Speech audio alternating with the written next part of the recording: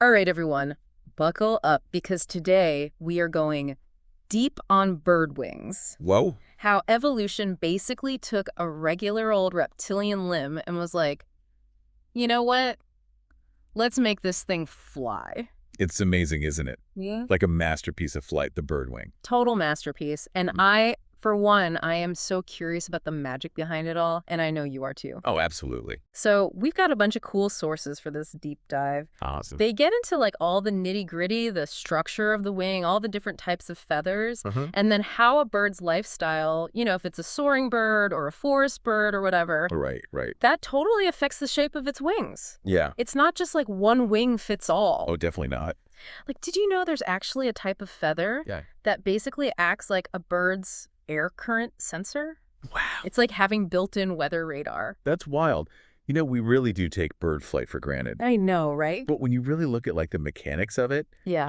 and the evolutionary pressures that have shaped it over millions of years, Totally. it is mind-blowingly complex It is mind-blowing. and ingenious. Okay, so let's break it down. Yeah. Starting with the wing itself. Okay. It's like we're reverse engineering a flying machine. Exactly. And, we can start with the framework. Okay. Bird wings, like our arms, they're built on bones. Right. You've got your humerus, Mhm. radius, and ulna. And then there's this cluster of fused bones called the carpometacarpus. Carpometacarpus. Yeah, try saying that 3 times fast. I'm not even going to try. Basically, it's like the bird's hand, Okay. but, Yeah. totally streamlined for flight. It's like evolution looked at a human arm and was like, all right, how do we make this lighter, stronger, and perfect for soaring? That's a great way to put it. And, bird bones, they're incredibly lightweight, Yeah. but also super strong. How does that even work? Well, they're almost hollow, you see. Ah. But they've got these internal struts for reinforcement, like a natural scaffolding system. So it minimizes weight without compromising strength. Exactly, Yeah. which is, absolutely crucial for flight. It's like nature's version of aerospace engineering. Right. Like millions of years before we even dreamed of planes. Totally. But bones are just the beginning of the story. Right. What about those muscles? I mean, they need some serious power to flap those wings. Oh, they've got power, all right. Yeah, Birds pack some serious strength into those little bodies. I bet. They're pectoralis muscles, the ones that control the up and down motion of the wings. Okay. They're proportionally huge. Like compared to us. Oh, yeah. Think like Olympic weightlifter. Huge. Whoa. Okay. Yeah, it's pretty impressive. I'm picturing like a tiny bird bench pressing a barbell.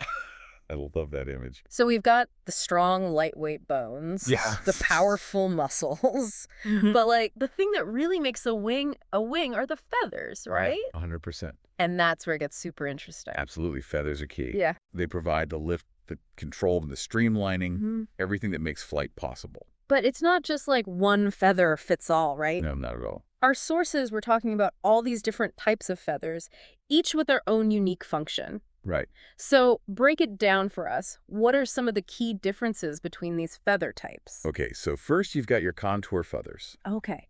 Those are the ones that give the bird its sleek aerodynamic shape. Right. They overlap kind of like shingles on a roof, Oh, okay. and that creates this smooth surface to minimize drag. So those are the ones that we see on the outside, Exactly. giving the bird its color and, its overall look. Yep, and then you've got the flight feathers. Okay, those are the ones that are essential for actual flight. Those are the ones, yeah. Okay. The long, stiff ones located on the wings and tail. Gotcha. They're crucial for generating thrust and controlling direction. So they're like the propellers and rudders of the bird world. Perfect analogy. Yeah. And then there are down feathers, right? Yes. Those are for insulation, I'm guessing. You got it. Keeping those birds warm. Especially at higher altitudes where the air is thinner. Makes sense. They're like nature's down jacket, soft and fluffy, trapping air for excellent insulation. Smart. And then there are semi-plume feathers. Semi-plume feathers? What are those? They're kind of a hybrid, Oh, okay. somewhere between down feathers and contour feathers. Okay. So they provide insulation, Yeah. but they also help fill in gaps between those contour feathers. So they're like nature spackle, Yeah, like that. creating that seamless aerodynamic surface. Exactly. Okay, but there was one more type of feather that really stood out to me. Which one?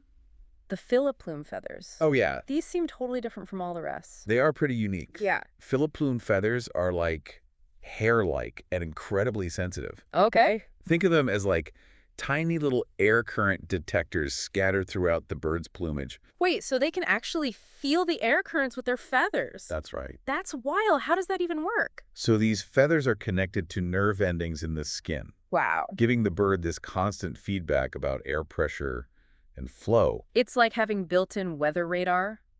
But how does that help them in flight? Well, it plays a crucial role in balance and navigation. Oh, I see. By sensing those subtle changes in air currents, the bird can make tiny adjustments to its wing position Right. and maintain stability even in turbulent conditions. It's like they have a sixth sense for flight. It really is. Okay, so we've got the bones, the muscles, this incredible array of feathers, each with its own special job. Yep. It's truly like a marvel of natural engineering. It is. But it's not just about the individual parts, right? It's how they all work together. That's the key. That's what makes flight possible. Exactly. And when you consider all the different types of wings and how they've evolved to fit certain lifestyles, Right. it Yeah. gets even more amazing. Okay, yeah. Tell me more about that. All right, imagine you're a bird living in a dense forest, Oh. dodging trees and branches all day long. You wouldn't want those big, cumbersome wings in that situation. No, you wouldn't. You need something much more maneuverable. You need something nimble, Yeah, exactly. and that's where elliptical wings come in. These wings, they're short and rounded, Oh, okay. perfectly designed for quick turns and adjustments. Makes sense. Like think of birds like sparrows or warblers. Okay, yeah. They're constantly navigating cluttered spaces. That's like they're doing an aerial obstacle course up there. Exactly. So elliptical wings, Yeah, they're all about maximizing maneuverability. right, right. Got to be nimble in those tight spaces. Exactly. But what about birds that need to, like, cover vast distances? Okay. Yeah. You know, the ones that migrate across continents. Yeah, those birds, they've evolved high aspect ratio wings. High aspect ratio. These wings are long and narrow Okay. and incredibly efficient for soaring and gliding. So, like, albatrosses. Albatrosses are a perfect example. Yeah. They can glide for hours on end, barely even flapping their wings. Oh, really? All thanks to those high aspect ratio wings. It's like they're riding the wind itself. It is, isn't it? Their wings are almost like sails catching the breeze. I like that analogy. And because they don't have to flap as much. Right. They conserve a lot of energy, Yeah, which is, you know, essential for those super long flights. absolutely. Crucial for long distance migration. That makes total sense. Mm-hmm. But what about birds of prey? Okay. Like hawks and eagles? Yeah, they've got a different set of needs. Right. They need something that's powerful and agile. Exactly. For that kind of lifestyle, you need high lift wings. High lift wings. Okay. These wings are broad and slotted. Slotted. Yeah, almost like the wings of a glider. Interesting. Those slots between the feathers, they actually help increase lift, Ah, allowing these birds to soar on thermals. thermals. Yeah, those rising columns of warm air. So they can circle effortlessly, scanning the landscape for prey. Oh, that's so cool. And when they spot something, those powerful wings Yeah. allow them to dive at incredible speeds. How fast are we talking? Some species can reach speeds of up to 200 miles per hour. What? 200 miles an hour? That's right. That is insane. They're like living, breathing fighter jets. I know, right? Pretty amazing. Okay, so we've got those three main wing types. Elliptical for maneuverability in tight spaces. Yep. High aspect ratio for soaring long distances. Right. And high lift for power and soaring for those birds of prey. You got it. It's fascinating how each shape is like perfectly matched to the bird's lifestyle. It really is. You know, it speaks to the power of natural selection, Yeah. shaping those wings over millions of years to fit specific ecological niches. It's incredible. But here's something else to think about. Okay. Wings aren't just for flying. Wait, really? What else can they do with them? Oh, all sorts of things. They're like a Swiss Army knife of avian adaptations. That's so cool. Okay, give me some examples. Well, for starters, they play a crucial role in thermoregulation. Thermoregulation, that's like temperature control, right? Exactly. Okay. So when a bird needs to cool down, Mm. it can spread its wings to increase surface area and release heat. Oh. And then when it needs to conserve heat, Mm-hmm. it can tuck its wings close to its body, Right. trapping that layer of warm air next to its down feathers. So the wings act like both an air conditioner and a down jacket. Pretty neat, huh? That is pretty clever. And then there's display. Display. Yeah, a lot of birds use their wings in courtship rituals. Oh, right. You know, flashing brightly colored patterns or making specific movements to attract mates. Like peacocks fanning their tail feathers. Is So that- those are technically modified wing feathers, That's right? right. It's all about showing off to potential mates. Makes sense. And some birds even use their wings for camouflage, don't they? They do, To yeah. blend in with their surroundings. Like owls, Owls, yeah. with their mottled brown and gray plumage that perfectly matches the bark of trees. They practically disappear in the forest. They do. It's amazing. It's like they become part of the tree itself. It's pretty incredible. And I also remember reading that wings help with balance and steering, Yes, even when the bird isn't actually flying. that's right. So it's like they're always aware of the air around them, Mm-hmm. which helps them stay stable both on the ground and in the air. Exactly. Those sensitive scilla-plume feathers we talked about. Yeah. They play a role there too, providing that constant feedback about air currents. It's like they have this built-in gyroscope or something. It really is remarkable. Wings truly are the ultimate multi-tool. I know, right? They do it all.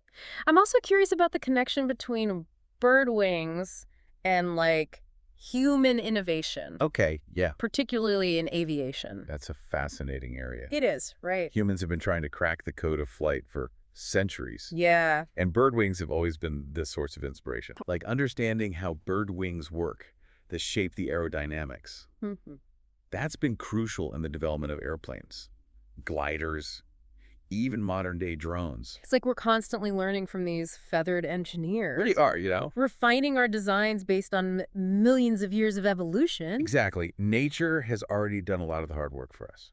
So what are some specific examples of how bird wings have influenced our technology? Well, the Wright brothers, for instance. Okay. They spent hours observing birds in flight, especially soaring birds. Like hawks and vultures. Exactly. They carefully studied the curvature of their wings Mm-hmm. and how they used those wings to control their movements. Yeah.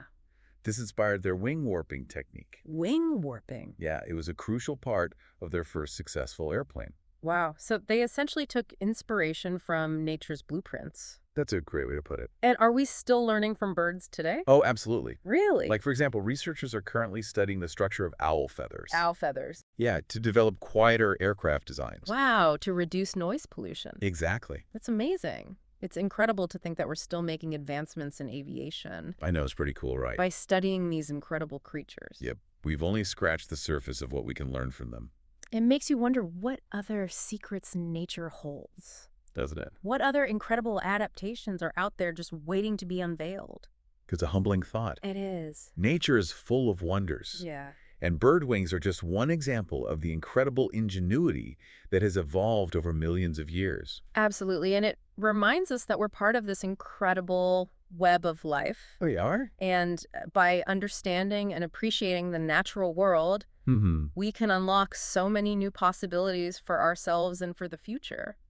Yeah, it really is humbling, to think about like all the amazing stuff nature has come up with Yeah, and how much we can still learn from it. that's pretty inspiring. So we've covered a ton in this deep dive. The structure, the feathers, those different wing types, Mm-hmm. the multi-tool functions of wings. Yeah. It's incredible. Yeah. I feel like when I go bird watching now, I'm going to be looking at everything with totally new eyes. I think we've both earned our official bird nerd badges today. For sure. It's one thing to like admire how beautiful bird flight is, Totally. but to actually understand the complexity Right. and the ingenuity behind it, Yeah, it gives you a whole new appreciation for those feathered creatures. it really does. It just goes to show Hmm. that every bird we see, whether it's a tiny little hummingbird Yeah. or a majestic eagle soaring high above, It's all a testament to the power of evolution. millions of years of tiny changes have resulted in these incredibly complex and efficient wings. It's mind-blowing when you think about it. It is, and it's not just the wings themselves, right? It's the whole bird. Yeah. The lightweight skeleton, the powerful muscles, Hmm. the respiratory system, the sensory organs. Working in perfect harmony. It's exactly all those things working together to make flight possible. It's like a perfectly orchestrated symphony Yeah, of adaptations all playing their part. a symphony of evolution, And it makes you wonder what other secrets nature is hiding. doesn't it? What other amazing adaptations are out there just waiting for us to discover them? It's pretty exciting to think about. It is. That's the beauty of nature, right? Yeah, There's always something new to learn, something to marvel at. absolutely. I don't know about you, Mm-hmm. but I am definitely feeling inspired to go do some bird watching after this. Me too. Who knows? Maybe we'll even see some kind of wing adaptation Yeah. that science hasn't even documented yet. That would be incredible. All right, everyone, that's it for today's deep dive into bird wings. Hope you enjoyed it. We hope you enjoyed this flight through the fascinating world of avian anatomy. Until next time. Keep your eyes on the skies. And never stop exploring. The wonders of nature.